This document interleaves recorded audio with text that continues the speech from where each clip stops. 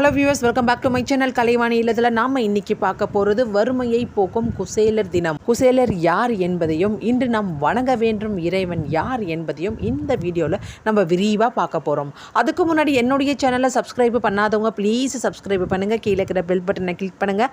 அப்போ தான் நான் கொடுக்குற ஒவ்வொரு தகவலும் உங்களுக்கு நோட்டிஃபிகேஷனாக வரும். ஸோ வாங்க வீடியோக்குள்ளே போகலாம். இன்றைய நாள் குசேலர் தினம்.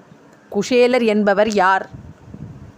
இன்றைய நாள் என்ன செய்ய வேண்டும், யாரை வழிபாடு செய்ய வேண்டும் என்பதை பற்றி இந்த வீடியோவில் நம்ம விரிவாக பார்க்கலாம். உங்கள் வீட்டில் பண கஷ்டம், கடன் சுமை, வியாபாரம் நஷ்டம், வருமானம் இன்மை, வீட்டில் வறுமை நிலை, இவை அனைத்தும் போக இன்று மாலை தவறாமல் கிருஷ்ண பகவானை வழிபாடு செய்யுங்கள். கிருஷ்ண பகவானுக்கு மிகவும் உகந்த கிழமை புதன்கிழமை, சனிக்கிழமை. மார்கழி மாதத்தில் வரும் முதல் புதன்கிழமை. இந்த நாளில் கிருஷ்ண பகவானை வழிபாடு செய்யும் பொழுது உங்களுடைய கோரிக்கை அனைத்தும் நிறைவேறும் என்பது நம்பிக்கை.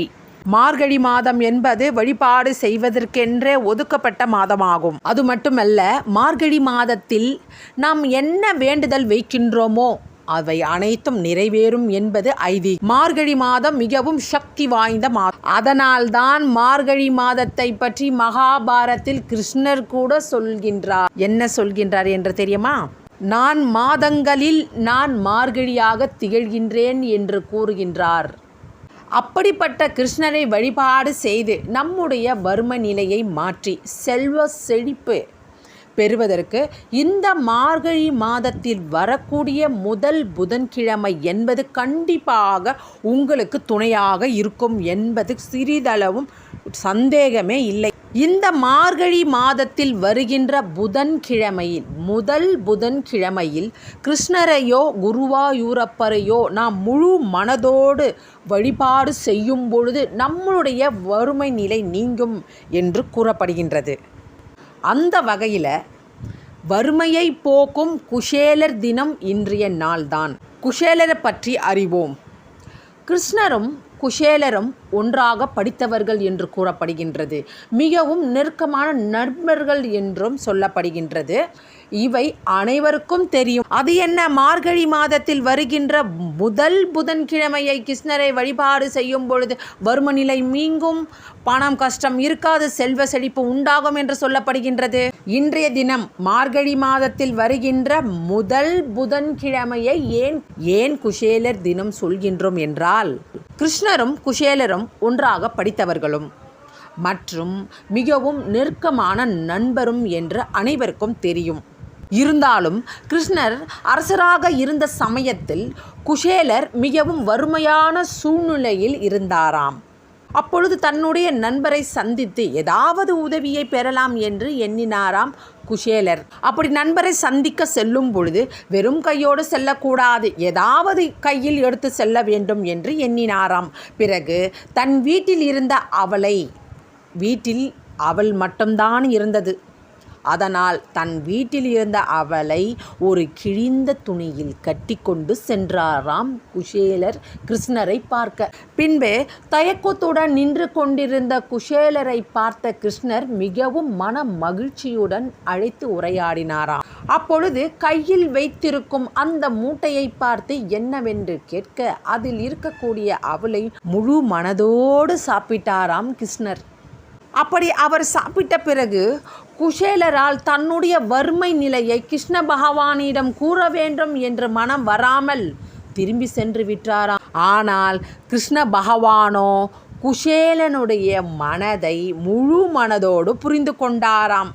அவர் வீட்டுக்கு திரும்புவதற்குள் அவருடைய வறுமை நிலையை முற்றிலும் நீக்கி செல்வம் செழிப்புடன் வாழ வைத்தாராம் என்று கூறுகின்றது புராண கதைகள். அப்படி குசேலர் கிருஷ்ணரை பார்த்து அவளை கொடுத்த நாள்தான் இந்த மார்கழி மாதம் முதல் புதன்கிழமை. அதனால்தான் இந்நாளை குசேலர் தினம் என்று சொல்கின்றோம்.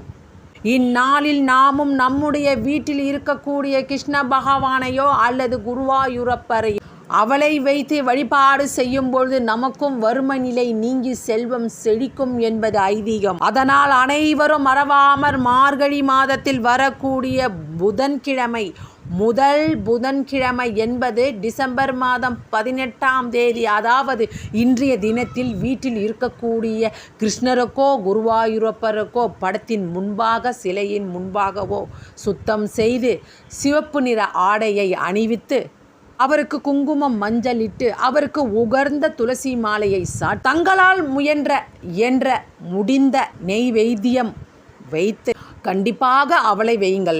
அவளை பாயாசமாகவோ பொங்கலாகவோ அல்ல அவளுடன் தேங்காய் சேர்த்தோ சர்க்கரை சேர்த்தோ வைத்து நெய் தீபம் ஏற்றி கிருஷ்ண பகவானை இன்று மாலை வழிபாடு செய்யுங்கள். தன்னால் இயன்ற பொருளை முழு மனதோடு தெய்வத்திற்கு நாம் சமர்ப்பணம் செய்யும் பொழுது இறைவன் அருள்வாள் என்பதுதான் இந்த குசேலரின் கதை உணர்வது.